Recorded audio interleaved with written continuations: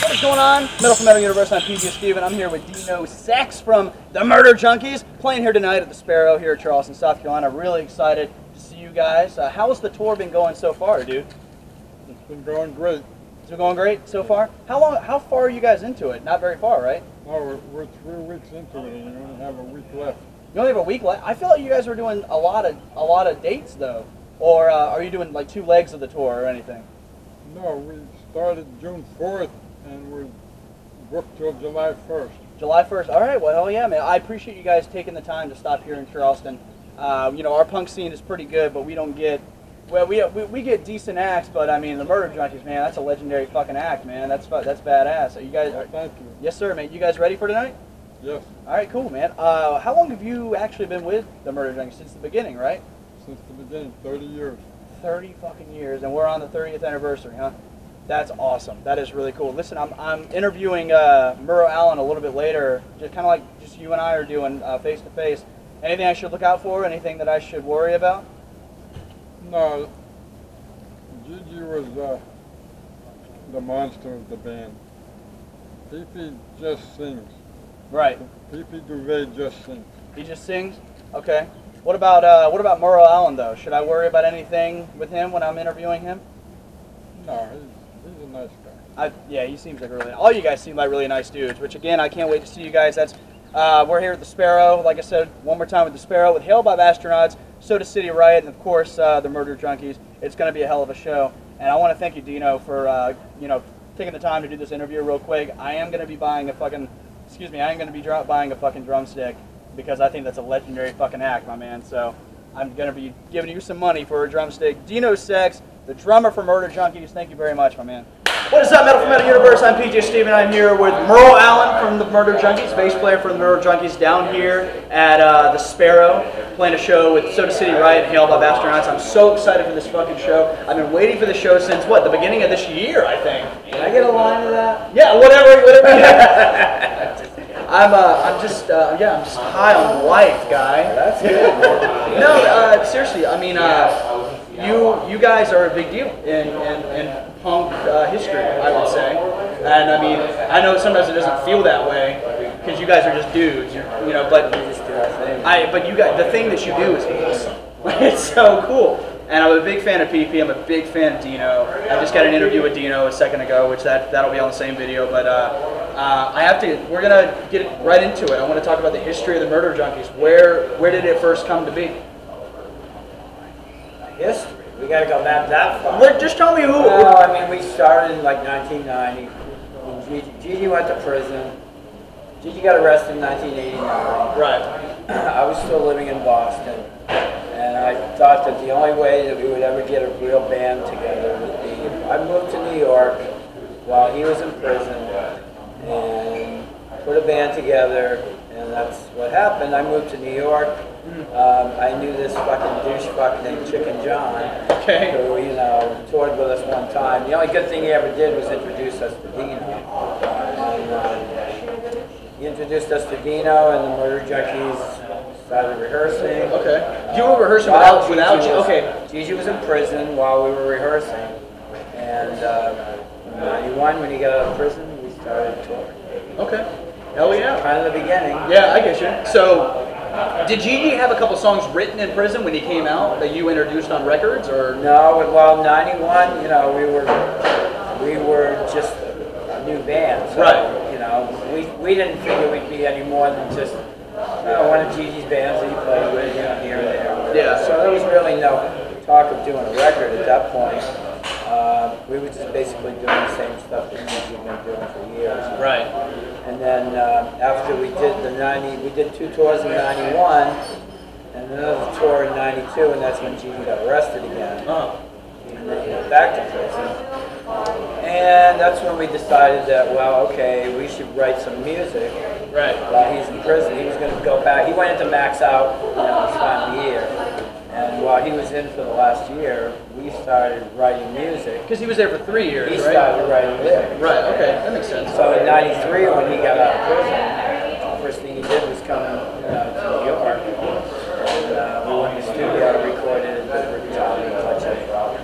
this fucking record. That fucking right record here is awesome. is the only reason we are sitting here today. That's true, because it's fucking good. There is no laughing matter on that fucking record. Gigi let out, and correct me if I'm wrong, Gigi did do a couple solo records, right, that were, I mean, they were really good music, but some of them were, the lyrics were kind of comedic, right?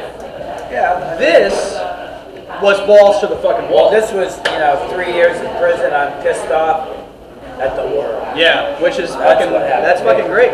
So he basically, we told him while we got the music all done, and he got out of prison, and a few days later he's like, I got all the lyrics done, booked some studio time, let's go in the studio and do it. So we recorded the record in April.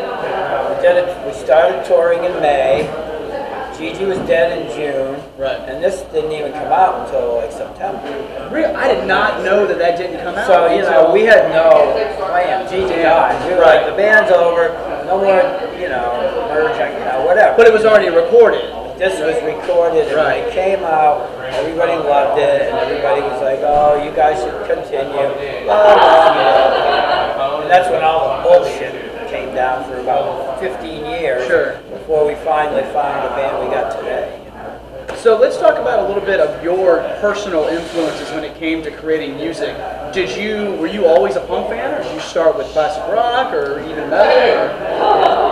The Beatles. The Beatles. Yeah. I was seeing the Beatles on the Ed Sullivan show, yeah. In '64, when we were living in the log cabin in New Hampshire. Yeah. Okay. We looked at that and said, that's what we're gonna do someday. Who's your favorite Beatle? I like John. John, yeah. John. I'm a George guy. Well, George is amazing. Yeah, but I do like, there's no bad Beatle. Like, everyone gives Ringo shit, but Ringo's great. Ringo can play, Ringo can play. I want to talk a little bit, too. You were a big Aerosmith fan, am I right? Well, we went from, the Beatles and then the British Invasion thing. Yeah. When my mom finally left my dad when we were 10, we got out of, being cooped up and we got out into the world and we realized the whole music thing. So we started with the British Invasion, and then it was, Led Zeppelin, all the classic rock. Zeppelin. And then it was Aerosmith, and then it got more like, then it was Kiss. And Alice Cooper. Alice Cooper. Then you hit the Ramones, right? Yeah, and then once we got into the Stooges and the Ramones and the New York Dolls and all that shit. Because the Murder Junkies, to me, especially this record, it sounds a lot like the Ramones and like the Dead Boys had a kid. Because I'm a big Dead Boys fan too. That's our big influence. No shit.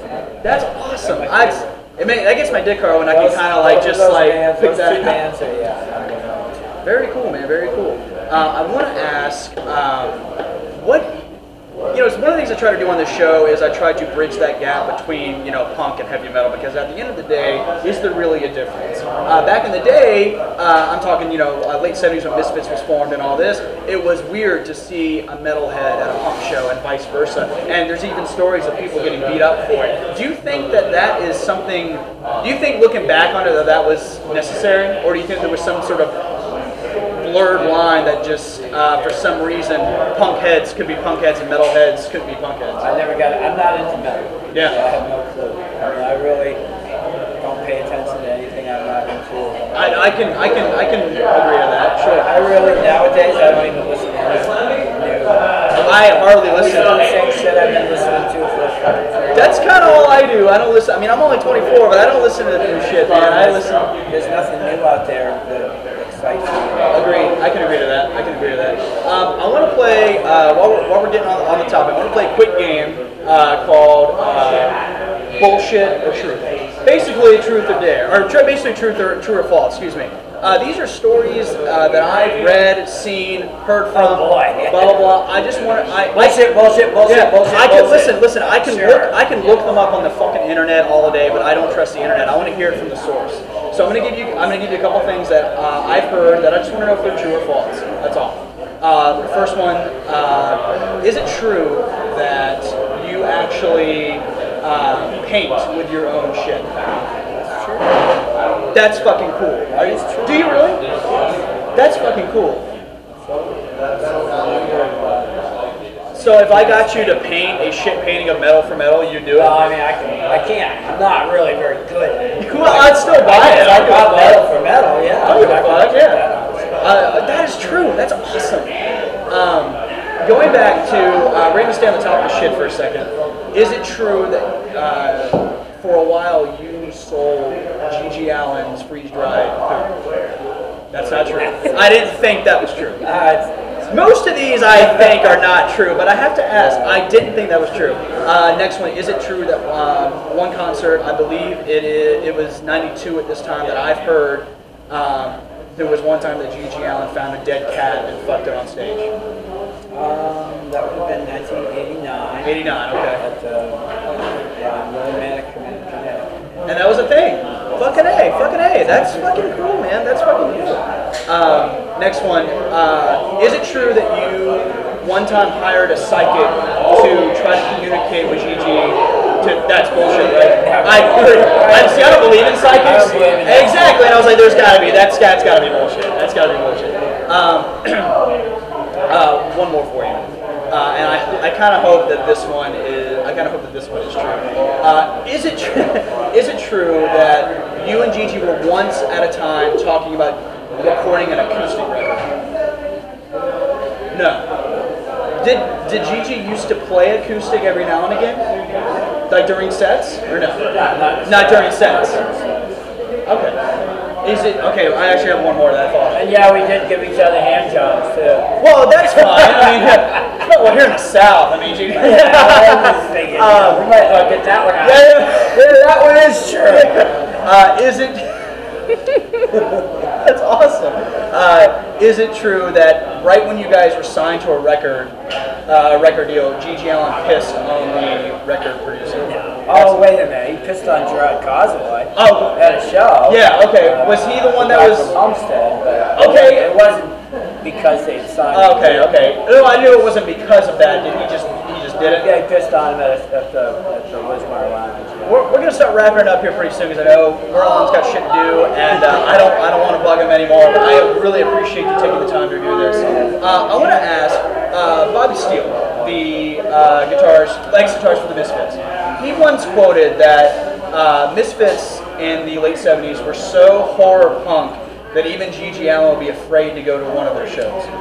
Is there any truth to that? There is no truth. I wouldn't have thought there was truth to that. Misfits are a bunch of fucking. You like their music, though. I like their music. But compared to that, yeah. I understand. I mean, the Misfits would never come to the Murder. That's what I was saying. I was saying that's fucking switched, right? I mean, I don't have any. I shouldn't say they're a bunch of pussy compared to us. Yeah. You know, because, I mean, Danzig's a pussy. Danzig is a prick. Did you prefer Michael Graves over Danzig? Like, I mean, I like the Misfits, but I'm not a big fan. Okay. So I don't really, once, the Misfits broke up, I knew they'd get back together eventually. Yeah. Oh, yeah, because they didn't have money. Why wouldn't you if you can play a fucking stadium? You're right, you're absolutely right. No power to them. I want to ask a question that has been floating around in my head ever since I kind of heard about this interview. Again, if it's not something you want to answer, you tell me exactly what I told you in the interview. You tell me to fuck off, okay? This person is a decent friend of mine, but I want to ask if there was one thing that you can say to Johnny Pugh. I'd say you're a fucking asshole. Fuck off. That's all I wanted to know. You are blacklisted from the Murder Junkie show tonight. I wanted to ask, and like I said, I mean, like you have your personal reasons, which I definitely understand. But people wanted to know. I had to ask, and my heart is really thumping that you didn't punch me in the face. So thank you very much. Not that you were a violent. I knew that was coming. Not that you're a violent. I knew that was the question. Not that you're a violent person, but I just, anyway. Before we wrap up, I need to ask, what do you think, if you could sum it up in just a sentence, what would, I hate having to sum anything. Okay, all right, we're gonna let you just go at it then. What do you think G.G. Allen would say about the world today? Music-wise, politics-wise, whatever, doesn't matter. He'd be back in prison for something. he wouldn't have made it through. I can agree to that. I can agree to that. Are you ready to play, man? I'm ready. I'm ready. I cannot fucking wait to see you. I'm so excited. I'm actually shaking. Yeah. I'm so excited to see the Murder Junkies finally, guys. We're going to have footage at the end of this video. Please fucking stick around for some footage. Mr. Dino Segs, fucking PP, fucking Merle Allen, Murder Junkies. I cannot wait. I'm going to cut it off because I'm exasperated. I'm tired from doing this interview because I'm so excited. Merle Allen, thank you so much, sir. Thank you very much. Again, this is PJ Steven from Metal for Metal. Thank you guys so much. And again, stay tuned to after the video. See some kick-ass fucking Murder Junkie footage. Thank you.